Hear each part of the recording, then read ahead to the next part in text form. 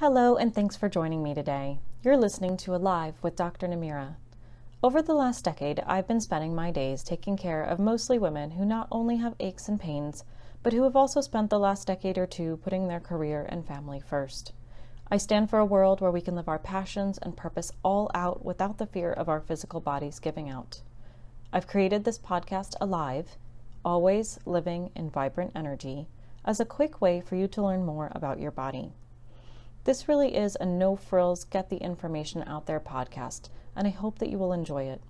As an upper cervical chiropractor, I regularly take care of many different types of people at varying degrees of health, and over the upcoming episodes, we'll discuss many types of things that can be reduced or eliminated when you can rebalance your health at the level of your brainstem. Now, we're coming off of the Daylight Savings Weekend, and today is Insomnia Awareness Day and National Napping Day. I thought it would be perfect to talk about something most of us think that we don't get enough of, which is sleep. 48% of Americans say they don't get enough sleep, and 80% of them say that the lack of sleep causes difficulty in concentrating and increased stress. So what are some of the things that keep most of us up at night? When I talk to my patients, it's usually pain, repetitive thoughts or fears, having to go to the bathroom at night, or having animals or children in the bed. So we're going to go through this first part really quick, and hopefully I don't put you to sleep talking about it, but let's talk about sleep and how it's controlled. When we sleep, our brain cells shrink by about 60%, which allows for more effective waste removal. Sleep is also critical for balancing hormone levels, including melatonin. Melatonin is not just a sleep hormone, but also an anti-cancer hormone, and inhibiting the proliferation of a wide range of cancers. Poor sleep also inhibits leptin, which is the satiety or I'm full hormone that helps prevent overeating. Chronic sleep deprivation drives up inflammation. This is where you think joint pain, aches, and stiffness, and impairs blood sugar regulation and raises the risk for many types of chronic disease, including heart disease, cancer, and diabetes. So there's two types of sleep: rapid eye movement and non-rapid eye movement sleep, which are REM and non-REM, and that has 3 different stages. Each is linked to specific brainwaves and neuronal activity. You cycle through all of the stages of non-REM and REM sleep several times during a typical night, which is increasingly longer, deeper REM periods occurring towards the morning.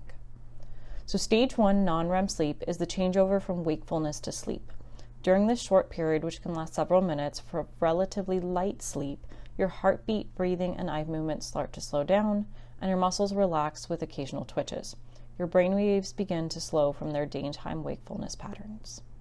During stage 2 non-sleep, that's the period of light sleep before you enter deeper sleep.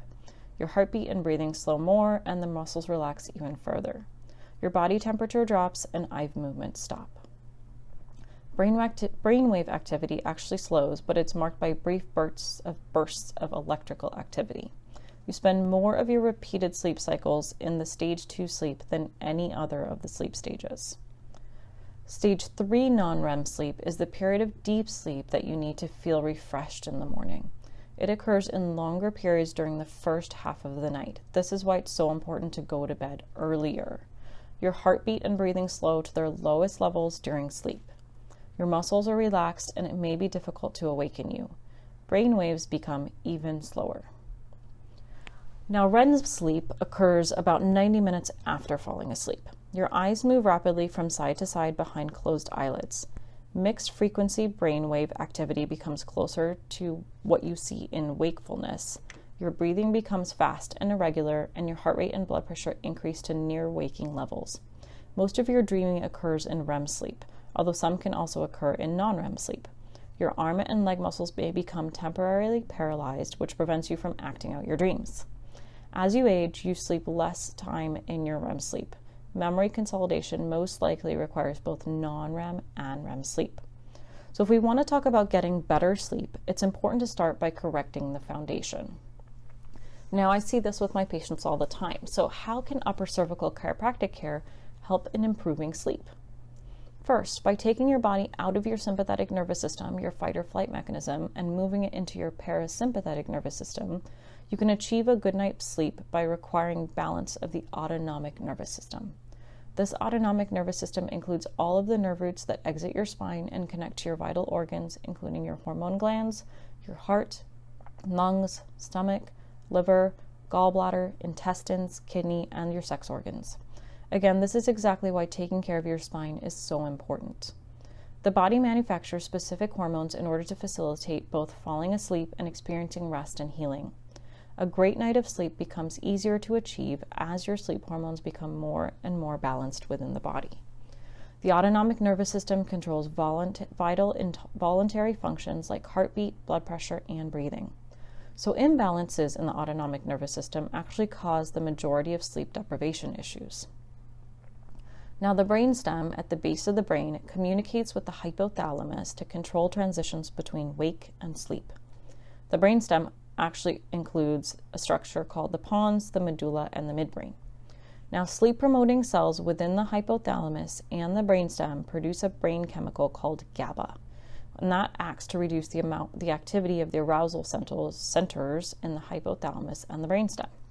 So the brainstem, especially that pons and medulla part, also play a special role in REM sleep, and it sends signals to relax muscles essential for body posture and limb movements so that we don't act out our dreams. Now that was the hard stuff. Hopefully you're able to keep up just a little bit and see why it's so important. But so let's think for a moment about how we can create a sleep-friendly environment. I want you to think for a second, close your eyes, and remember what your room looks like. Are there things that you like or dislike about your room? What are some things that are preventing you from getting good sleep? How about a TV in the room, a lack of curtains? Do you have a lot of light coming off your alarm clocks or digital clocks? Do you have a desk that's cluttered from all of your work? What are some things that you can do to improve your space? Ideally, you want to have your room at around 70 or below degrees. Temperature that is cooler usually is more helpful in falling asleep. Having some blackout curtains can keep the room darker. Maybe charging your phone in a different room and keeping the TV off so that you're not affecting that melatonin production and you're able to get sleep quickly. Another great thing is keeping a journal nearby to write out notes or thoughts if you need to, so that you're not on your phone when you're trying to fall asleep if you've woken up in the middle of the night. So some quick tips that I'd like to give you are making sure that you take quick breaks during the day to rest. When you can get little breaks during the day, you have less healing that needs to happen at night. It's really important to set a bedtime alarm at least 30 minutes before bedtime so that you can remember to consistently go to sleep.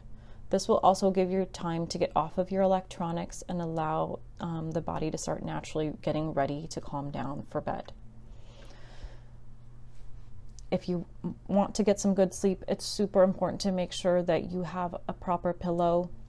Most of us have great pillows, but we're not sleeping on them properly, so both of those pieces are really important parts of the puzzle. Excuse me. And then if you have a hard time falling asleep, you can listen to sleep hypnoses, calming music, having lavender essential oils, or something that you know that's going to help you calm down. So if you or someone you know has been struggling with sleep, I highly recommend getting the nervous system checked to see if the foundation needs to be reset so that a better night's sleep could be closer than you think. I have many patients give me testimonials once they've started care that as their brain and nervous system are starting to balance better, they're getting better sleep at night. And that's usually my first signal that your body is starting to heal, because that's when that happens. So that's all I have for today. I hope that you learned something new and have some useful information to improve your health. Don't take life too seriously. Stress makes everything worse, including your sleep. Enjoy this week, and I'll catch you in 2 weeks. In the meantime, purposefully live all out and reach out for help if you need it. I'm here for you.